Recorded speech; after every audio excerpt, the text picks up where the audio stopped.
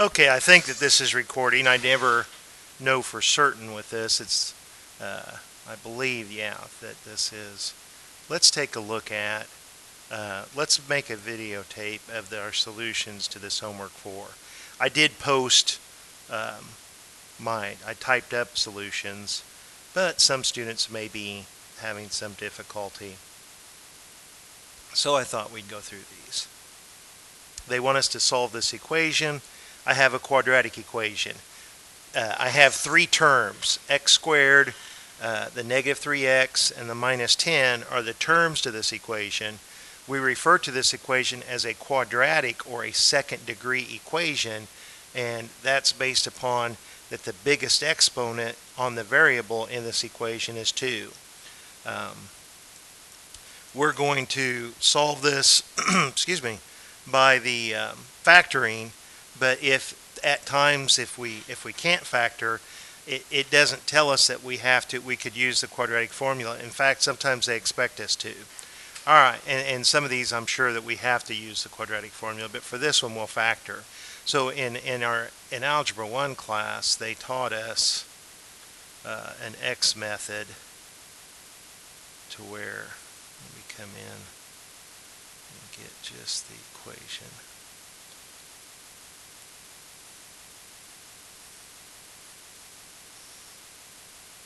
That they taught you to draw an X over the middle term. And be careful when you know that your handwriting's not so sloppy that when you draw that X in there that later on you think that you change that minus sign to a plus sign. Alright, so we have these three empty spots within our X that we need to fill in with values. To the top of the X, we take the first term times the last term and multiply them together. So we've got this negative 10x squared.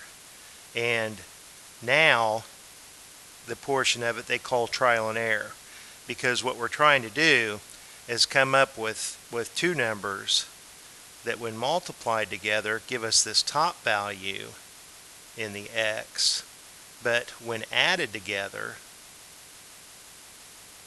give us this bottom value of the X. And we can think about signs, whether our answers are positive or negative. Since this product is a negative number, I know that one of these factors is going to be positive and the other one's going to be negative. And when you add them together, the final result is negative. So the number that's larger in magnitude is going to be a negative number. When I add these together, I'm expecting the negative number to ignoring the sign, the magnitude, to be larger than this one because the final answer is negative. So we look at the different possible combinations that will get us this negative 10, making the larger number negative. So if I look at 1 and negative 10, well, that satisfies, and I'm not going to worry about the x squared right now, that satisfies my product, but it doesn't satisfy the addition. If I look at 2 times negative 5, I think we found it, because if I have a positive 2 times a negative 5, and let's put the x's in there, then I get negative 10x squared.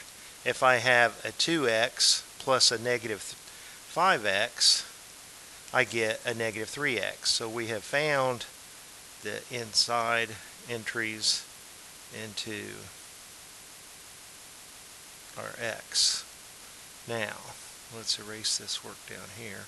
That they often refer to this process as trial and error, or you may just call it scratch work, Now, when the leading coefficient is 1, we do not have to come in and make a table and factor. When this leading coefficient is 1, this is generally an easy problem because x times x gives me the 1x squared. And then I can just come in and take the numbers, ignoring those variables, my 2 and my negative 5, and factor that. Alright, so that will sometimes be difficult for some people to get this in this factored form. Once we're in factored form, we'll come up to each individual factor and set it equal to 0.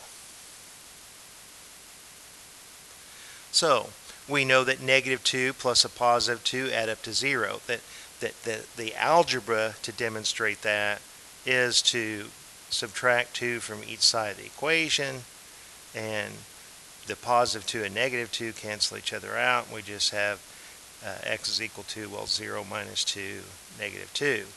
And over here, the inverse operation, the opposite of subtracting 5, is to add 5. And to balance the equation, we add 5 to each side. So we get that x is equal to 5. So these two are the solutions, and since the degree was 2, we were expecting 2 solutions. We know that there's not another solution out there somewhere to this equation.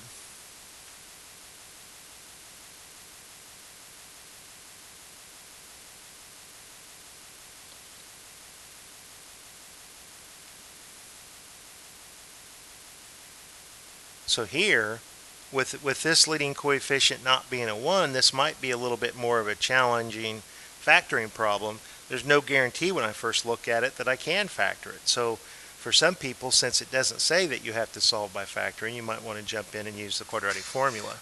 We might be forced to in just a minute if we can't factor it, but let's see if we can. We place our x over our middle term. We take the first term times the last term to get the top of our x, and then we begin to search for two numbers, two expressions that when multiplied by each other give us the top of the x. But when you add these two terms together, see, I don't know what they are, that's why I'm leaving space there.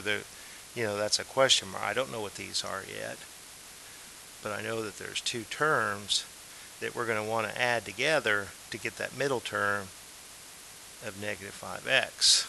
So since the product is negative, I know one of these values is going to be positive and one is going to be negative. Over here, the same thing, because these are the same numbers. Now when you add these together, the answer is going to be negative. So the larger one in magnitude is going to be our negative number, not our positive number. So when we look at the factors of -6, we have a +1 times the -6, and well, we found it right away. We have a 2 times the -3 also, maybe if you started with that one. But when you add them together, you get a -5, 1 plus a -6. So you have found the one that you were searching for. And the larger this number is in the top of the x, and the more factors it is, the longer we have to search. See, we didn't have to search very long because there was just only a few possibilities to consider. When those number of possibilities to consider is larger, then it just takes a little bit more time and effort to find it. So I believe that my 2x -3x, no, I said I'm writing down my wrong answers. I'm already.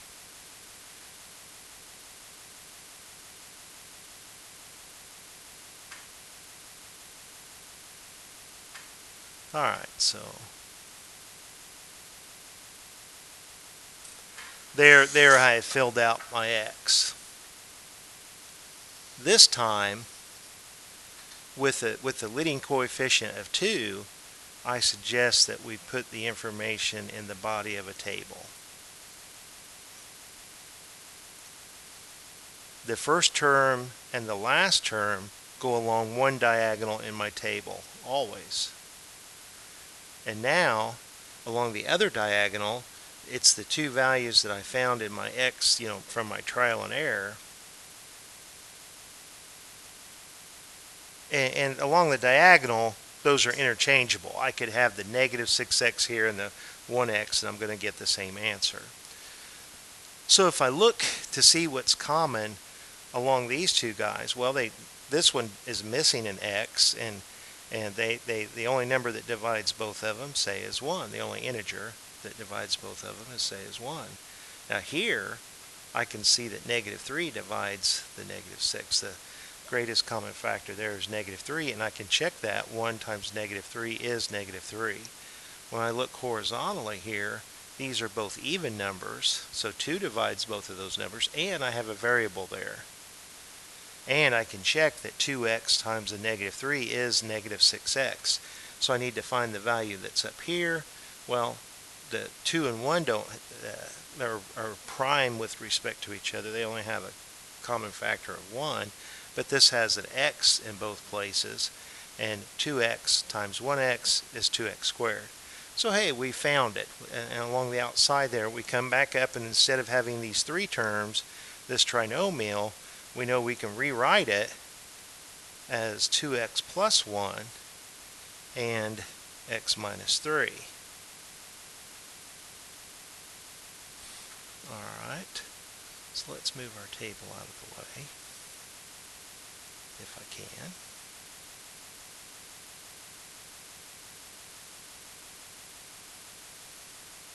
You know, we can consider that scratch work that we did off to the side. So we had a trinomial, and by this x method and using this table, we have come up with that you can factor this to this 2x plus 1 times the quantity x minus 3, and if that product is 0, we have a theorem, the zero product theorem, that says that 2x plus 1 equals 0, or that x minus 3 equals 0. So over here we have a two-step equation. In 2 steps we'll have our answer. Over here it's just 1 step. So the inverse operation, the opposite of adding 1, is to subtract 1. So if I subtract 1 from both sides of this equation, I have balanced the equation. It still holds true. On the left-hand side, these cancel, and I'm just left with 2x. And 0 minus 1 is a negative 1. So now I want to get the x by itself, and right now it's being multiplied by 2, and the inverse operation of multiplication is division. The opposite of multiplying by 2 is to divide by 2.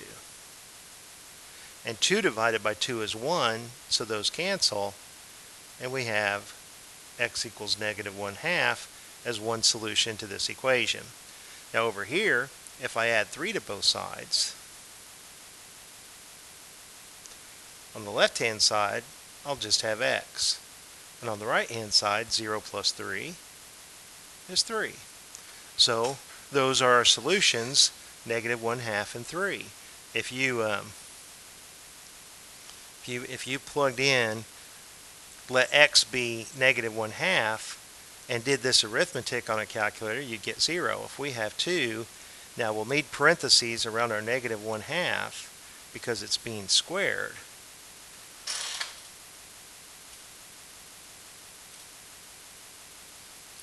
And then minus 5,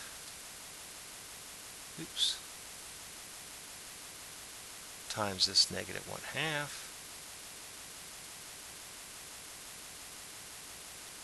minus 3. Okay. If we did our solution right, and if I keyed it in the calculator correctly, when I hit enter, I'm expecting 0. And I got a 0. So hey, I'm pretty confident that that's one of my solutions. If I come in here and do the same thing for 3, I have 2x squared. So instead of having x, we're replacing it. We're saying that x is 3. So 2x squared becomes 2 times 3 squared minus 5 times 3 minus 3. Now again, if I've done things right in my solution, and if I've keyed it into the calculator right, I'm expecting a 0 there. That arithmetic didn't 0. So both of these answers check. We checked them into the original equation, and now we're really confident that these two are our solutions to this equation. And since it was of degree 2, we were expecting 2 solutions. So we know there's no more solutions out there that we haven't found.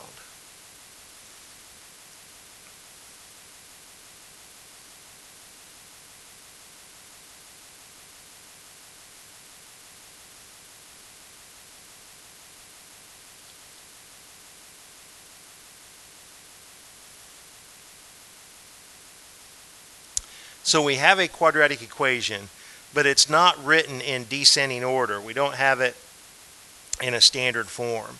So the 12x squared is exactly where we want it, but we want to move this term, this negative 21x, to the other side. So to do that, we're going to add 21x to both sides.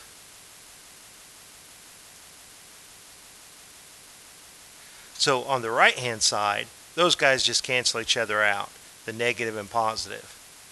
On the left hand side, I can't combine x squareds with x's. We call these unlike terms. So, but I can write it down that we have 12x squared plus the 21x. But see, since that's x to the first power, we say that term is unlike the other one, and I can't add those numbers together. So be careful when you write that addition. Sometimes you'll see students write it off to the side a little bit more, not right underneath that, so that they don't add those together, and that might be a wise thing to do.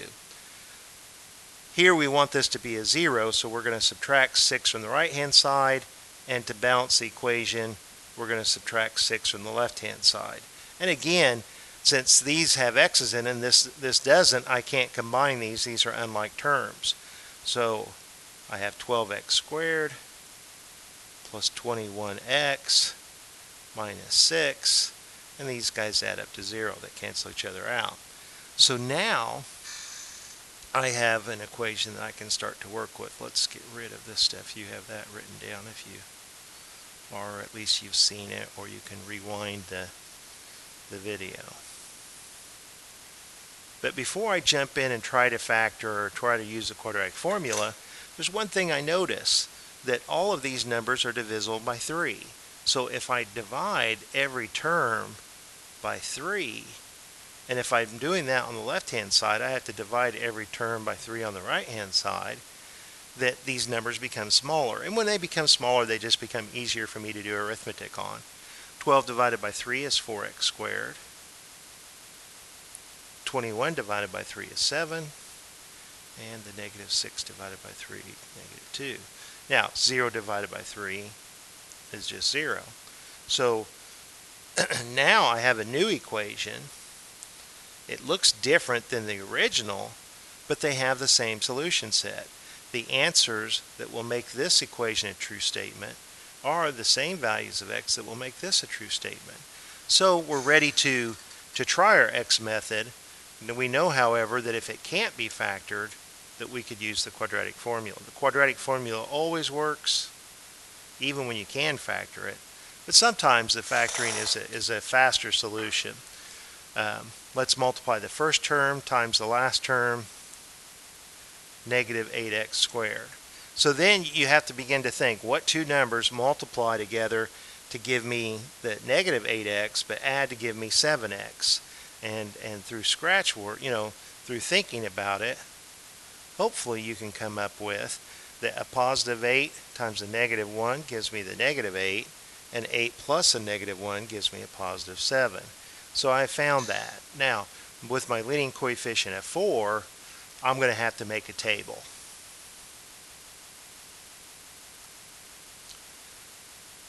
My answers will be on the outside of the table. So I need to fill out the information on the inside of the table. And just like last time, the first term and the last term, I put along one diagonal. Let's go back. The first term, 2x squared, and the minus 3, 2x squared and minus 3 went along one diagonal. Now, along the other diagonal, I use these what the numbers that we found on the side that we put on our x's, and it doesn't matter whether I put the 8x here or I put the 8x there. The diagonal, that's interchangeable. All right. Now I look horizontally at the positive 8x and the negative 2, and say, what common factors do they have? What factors do they have in common? And I can factor out a 2 because both of those are even numbers. 2 divides each one of these. And if I look vertically here with the negative 1x and negative 2, I don't see an x in each places, and that there's the only number that divides these. The negative sign is in both of them, and it's just -1. And we can check 2 times -1 is -2, so I know that I haven't made any mistakes yet on my factoring. If I look horizontally, 4 and -1, well, they don't have anything in common. But the x's, there's an x here and an x there. And if I take this 1x times -1, I do get a -1x. Now, let's look vertically here. 4 divides 8, so they have this factor of 4 in common, and both of them have an x in common. And 1 times 4 is 4, and x times x is x squared. So we have factored it. We have, let's shrink it up, move it off to the side because that was just our scratch work over there. And we know that this trinomial can be rewritten that it factors to x plus 2, my outside entries here, and my outside entries up there, 4x minus 1. Now, don't forget to write your equals 0 there, because now we have a zero product theorem that says that this x plus 2 equals 0, or the 4x minus 1 equals 0. On the left here is just a one-step equation. -2 and +2 add up to 0. The opposite of adding 2 is to subtract 2. If I balance the equation, I have to subtract 2 on the left-hand side and 2 on the right-hand side to subtract. So I get x is equal to a -2. Now over here I can get my value of x in 2 steps. The first step is to add 1 to each side. That's the inverse operation of subtraction. The opposite of subtracting 1 is to add 1. To balance the equation, if I add 1 on the left-hand side, I have to add 1 on the right-hand side. This -1 and +1 cancel, and over here 0 plus 1 is just 1. Now I need to get rid of that 4 that's in front of the x, and that's multiplication.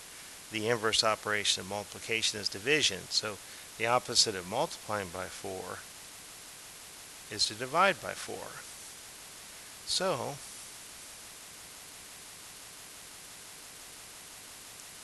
we have 2 possible solutions. If you plug them in, you'll see that they check. So we don't have to check when we're doing these quadratic equations, but sometimes it's smart to do so. So on my calculator, let's check the -2. Well, we can do both because we have the calculator. On the left-hand side, we have 12 times x squared. Well, we found x to be -2. Oops. I want to put that -2 in parentheses so that when I square it, because it says x squared, so -2 squared, because I'm getting 48. Now on the right hand side, if I replace the x with -2, I should get 48 also. So I've got 6 minus 21 times -2, and we get 48. So, this satisfies the original equation. We know that we've done that correctly. And here, if we plug in 1/4, we've got 12 times x squared. But we can replace the x with 1/4 this time.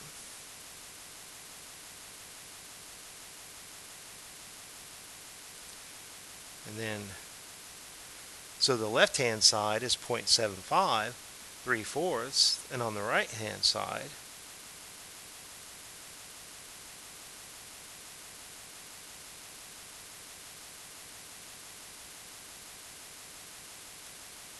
.75. So it checks as well. So hey, I'm pretty certain that both of these are the answers for my number 3.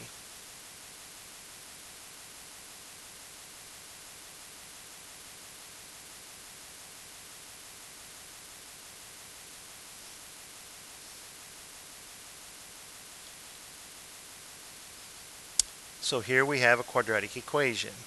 Anytime we have a quadratic equation, we know that we can use the quadratic formula and that it will work. So let's get this in a standard form. We've got 10x squared minus 25x is equal to 0.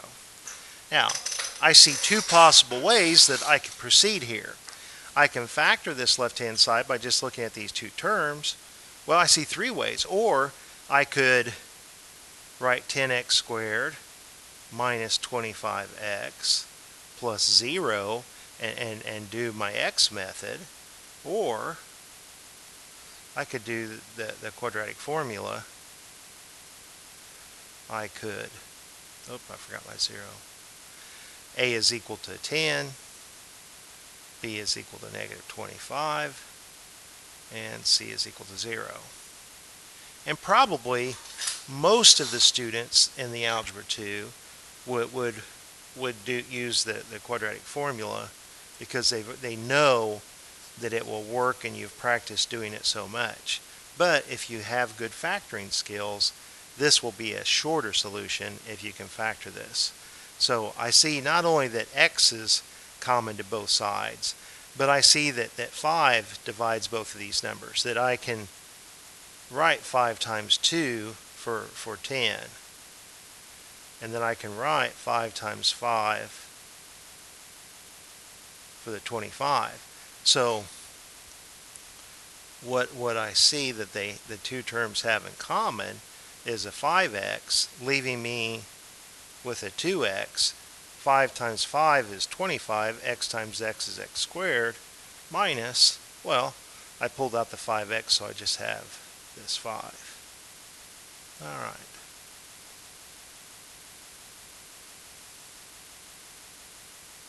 I don't know what this little message is. Here we have a product.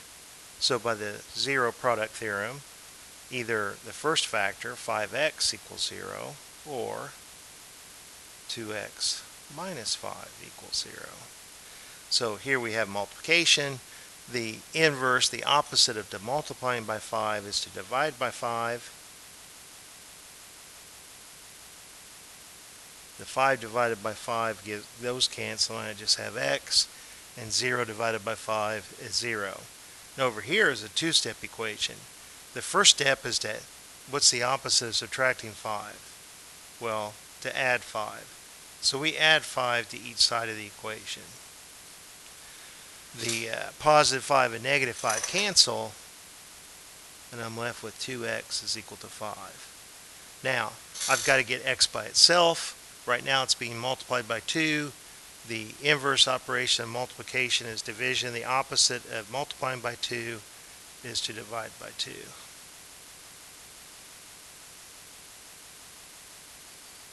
So 0 and 5 halves satisfy the original equation.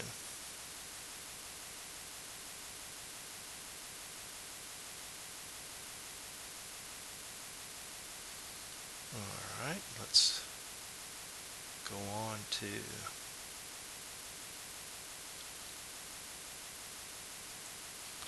alright, so let's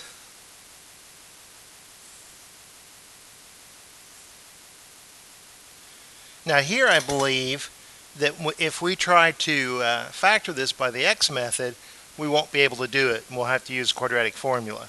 So let's verify that real quick and see. If we multiply the first term times the last term, the top of our x, we get this negative 19x squared. So when we're looking for values that multiply together to give us the negative 19, but yet when added to give us a positive 4, well, they don't exist because, you know, the only way that the middle term is positive, so the bigger number has to be positive, but negative 1 plus a 19 is not positive 4. And there's 19 is a prime number. There's no other numbers to check here. So we're going to have to solve this from a different method. Now, since it's a quadratic equation, we're expecting two solutions. We have it in descending order. It's set equal to 0. So it's set up perfect then for us to use the quadratic formula. We identify A, B, and C. And now it's a matter of substitution into our formula. And you need to know that formula. If you have a quadratic equation,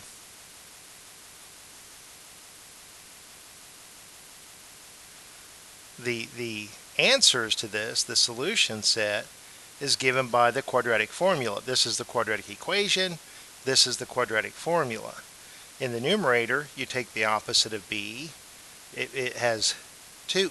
This is just shorthand notation for you're going to add these two values together and then turn around and do it again and subtract them. It's really two solutions, but we write it as one, shorthand notation with this plus or minus. So there's my quadratic equation. What I mean by that plus minus, let's just illustrate it real quick. That if one equation is to subtract this, the other equation is to add those together. So that this will give us, by substitution, this will give us one solution. To get the other solution, we add these two values in the numerator. Let's make sure that you can read that as a plus sign.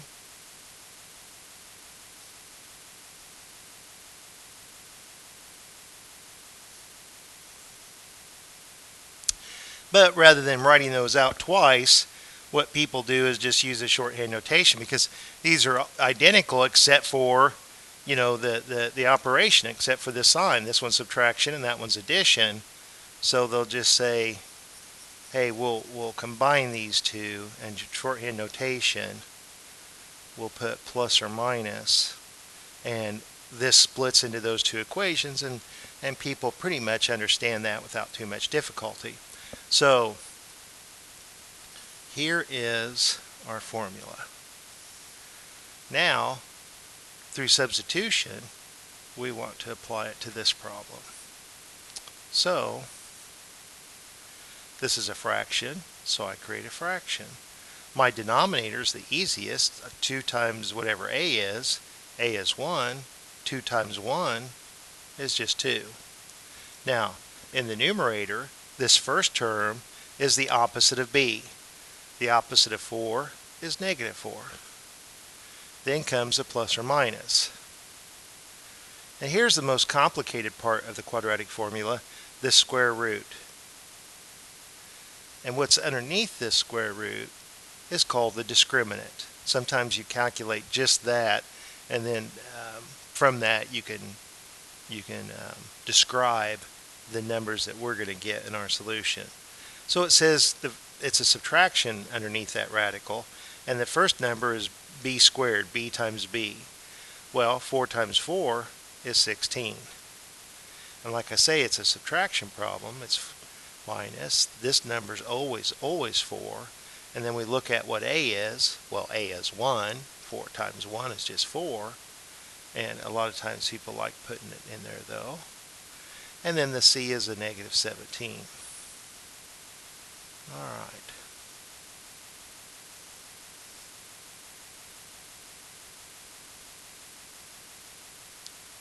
So you can take your calculator, and you can have 16 minus 4. I'm not going to put times 1 because it would just be the same thing, times the negative 17, and I get 84. Now, they expect us to know how to simplify this radical 84 if it does simplify. So, is it a perfect square? Here, over on the side, we need to be aware of our perfect squares. 1, 4, 9, 16, 25,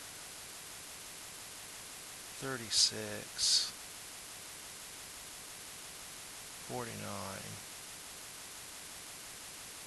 64, 81, 100,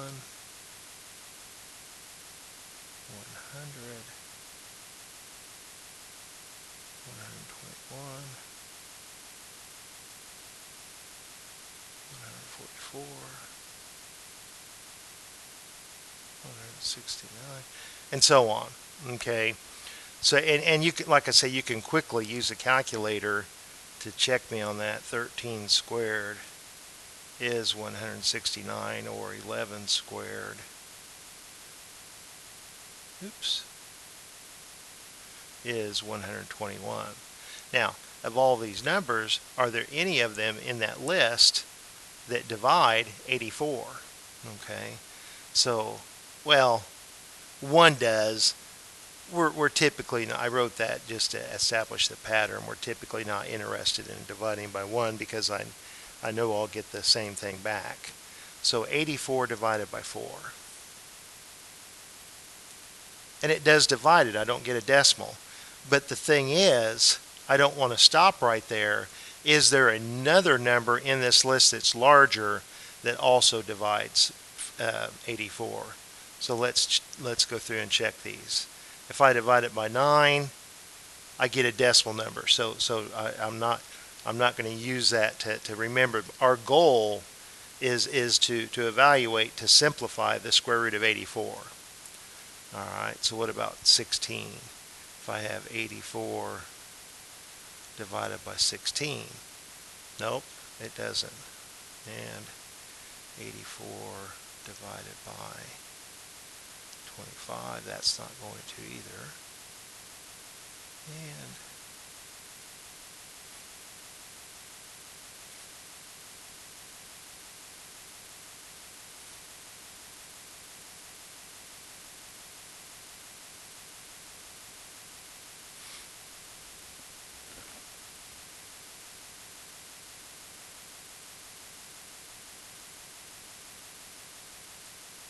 so you can see that we're not going to find another, because now we're up to where it's almost 84 divided by 81. Well, we know that's not going to. And then when we start getting larger, it doesn't divide. It's going to be a proper fraction, a decimal number less than 1. So the biggest perfect square that divides our 84 is 4. But you do have to check and see if there's any bigger ones that will. All right. So we have a property of square roots. Here, let's just keep writing on this page. That when you have a number like 84 and you're trying to evaluate the square root, and we've seen that 4 times 21 is 84, that you can take that one radical and split it up into 2. That I can, break apart that multiplication to where I can easily figure out what the square root of 4 is. The calculator can tell me that.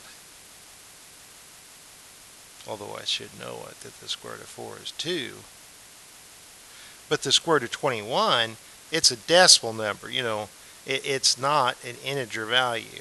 And we don't want to approximate. That decimal point goes on forever without any kind of repeating pattern. So we don't know what the next digit is beyond that. So we're just going to leave it as the square root of 21. So every time you see the square root of 84, you can replace that with 2 times the square root of 21. They're equivalent.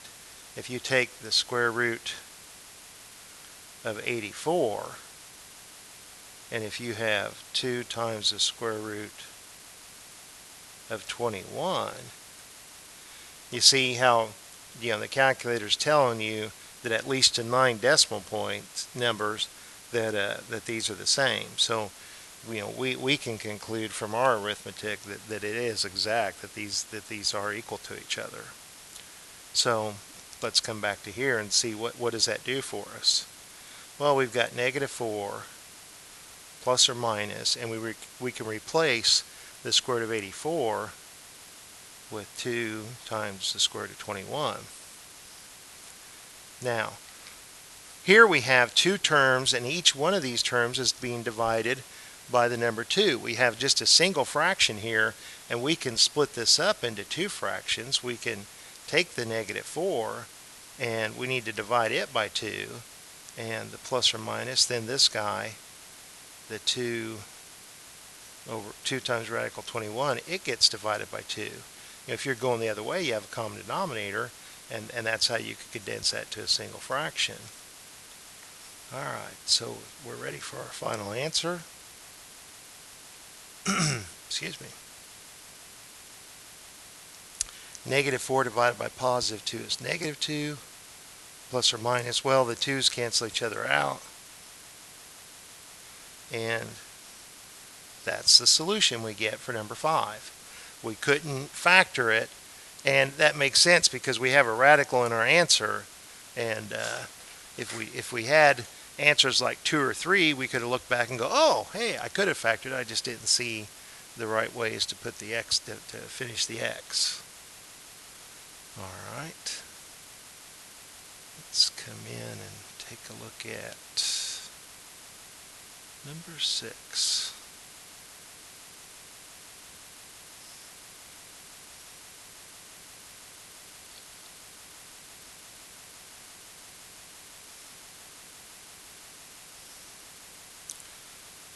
Alright, so we've got x squared plus 2x, subtract 9 from each side, and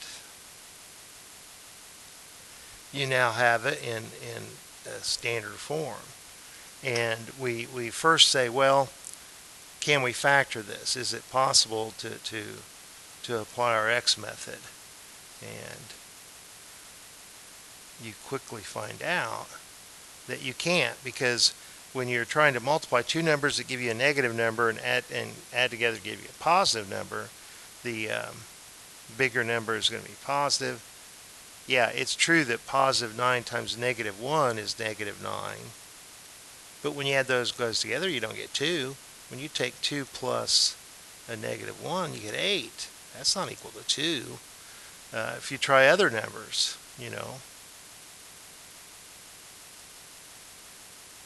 yeah, that product is -9, but when we add them together, we get 0. And we're trying to look for if it adds together to give us 2, and it doesn't exist. So we have to use the quadratic formula here. We've got x squared plus 2x minus 9 is equal to 0. Visually, it helps some people if you put a 1 there to identify that a is equal to 1, b is equal to 2, c is equal to -9. Now my quadratic formula that I had written there a minute ago, hopefully you either wrote it down or you know it, says that the solution to this equation, well, let's create a fraction. In the denominator, it's 2 times a is 1, so 2 times 1 is just 2. And in the numerator, it's the opposite of b. The opposite of 2 is -2, plus or minus b squared. B squared is 2 squared, which is 4, minus 4 times a, which is just 1, times c. So we've got 4 minus 4 times the -9, and that's 40. So we've got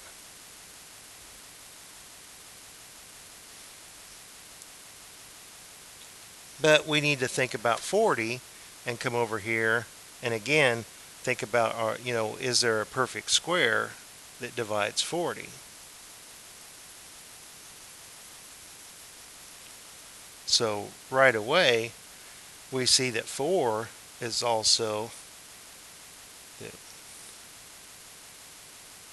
we can divide it, and if we go down the list, we're not going to find any of these other values that divide 40, because 40 divided by 9,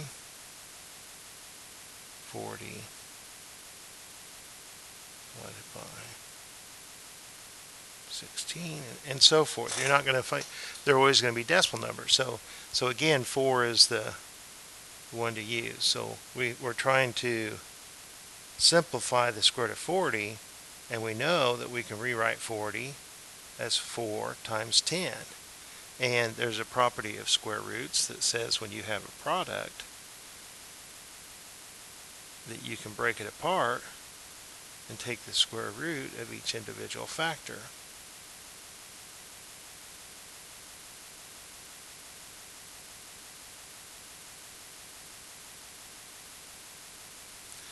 And the square root of 4 is 2. So everywhere we see the square root of 40, we can replace it with 2 times radical 10. Alright. So let's come in and simplify our answer. -2 plus or minus 2 radical 10, because that's the square root of 40, and we just said that when you have the square root of 40,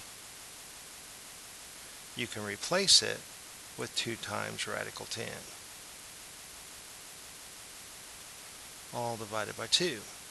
Well, when we say all divided by 2, we mean all. We mean this first term is divided by 2, and this second term is also divided by 2, and that gives us our final answer.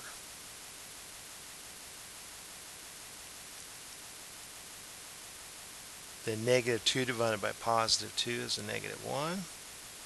Plus or minus, well, the 2's cancel each other out.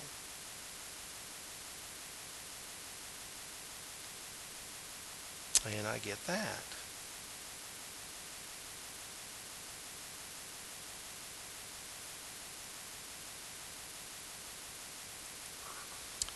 Alright, let's keep going.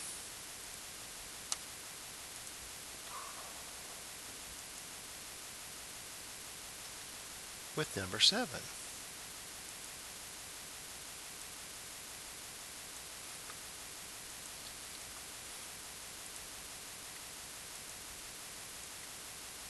And again, we find out that we can't factor it. So let's just jump straight to the quadratic formula. Now, actually, let's back up. I don't have a quadratic. I have a cubic. I have a third degree term. But I notice that I have an x in every single term, so we can factor out an x from each term. When we remove an x in the first term, 3 minus 1, hey, we have 2 of them remaining. When we remove an x from the middle term, 2 minus 1 is 1, so we have 1x remaining. When we remove the x from the last term, all that we have left is the constant. Okay, so we can break this apart now and say I have a product here that equals 0. So either this first factor, either x equals 0, or x squared minus 9x minus 11 equals 0. So this one is already solved for. Since I have a 1 in front of there, and since I'm not adding or subtracting, one of my solutions is going to be x equals 0. If you replace 0 in for x, this arithmetic results in 0. Now we're going to have to use the quadratic formula to see if there's 2 more. With a degree of 3, we're expecting 3 solutions. Here's one of them. We're thinking that there might be 2 more. Now, they could be complex numbers. If we have a square root of a negative number, we'll say, well, those aren't real numbers anymore. Those are complex. So we have 3 solutions, some of which may be complex numbers. Let's solve this. So let's identify A, B, and C.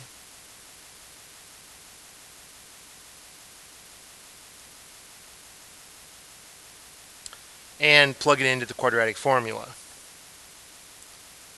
That quadratic formula is a fraction where the denominator is 2 times A. A is 1, and 2 times 1 is just 2. It starts out the opposite of B. Well, what's the opposite of -9? positive 9. Plus or minus the square root. And what's underneath here is the discriminant. And it's a subtraction problem, and the first number is b squared. Well, negative 9 times the negative 9 is 81. Minus 4 times a times c. Let's look and see. Let's shrink this and see what we get.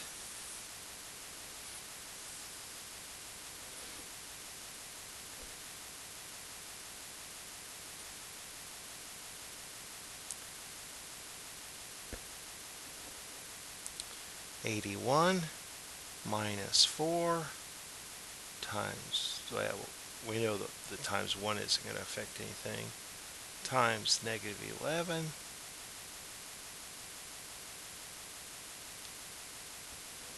125. The question is, can I reduce 125?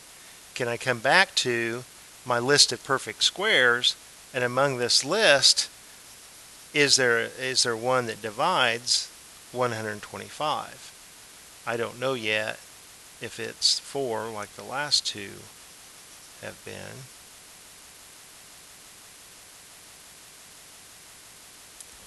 Alright, so if we come over and take 125, divide it by 4, we see that that's not going to work, that we get a decimal number. What about when we divide it by 9? Well, that's not going to work either. What about when we divide it by 16? And that's not going to work.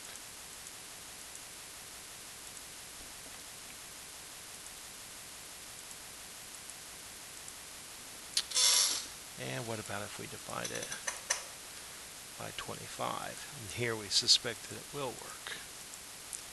5. Okay. So, we know that the square root of 125, that we can rewrite 125 as 25 times 5. And we know that we can split this single radical up into two radicals. The square root of 25 times the square root of 5. Let's come down here. The square root of 25 is, well, I guess I can shrink it and just write it. I don't know how I started getting curving up there.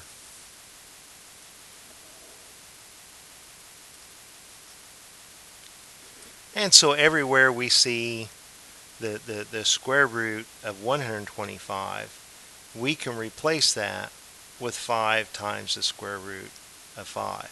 Those represent the same number. If you have the square root of 125,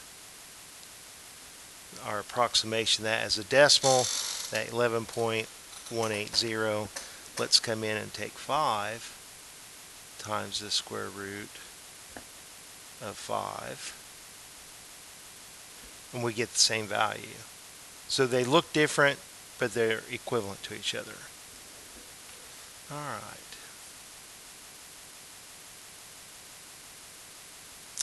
Here.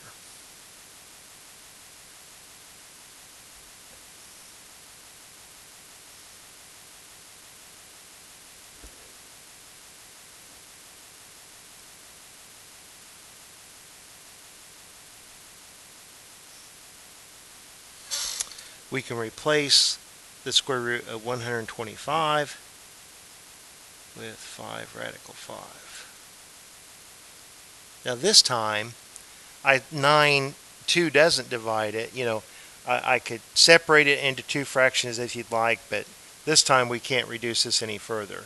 Some people might try. They might take 9 over 2 and the 5 over 2, but that won't work. So well, I mean, it works, but I can't simplify it into integer values. Either one of those answers is acceptable. Most people, I think, are just going to leave it like this. Alright, I'm having a little bit of difficulty with this video. So I want to do 8, 9, and 10 still, and I think I'll do it on a separate video and put it right below this one on that Ed puzzle. So I'll still finish with 8, 9, and 10 because people may want to also see video solutions to it. So I'll do that in the next video.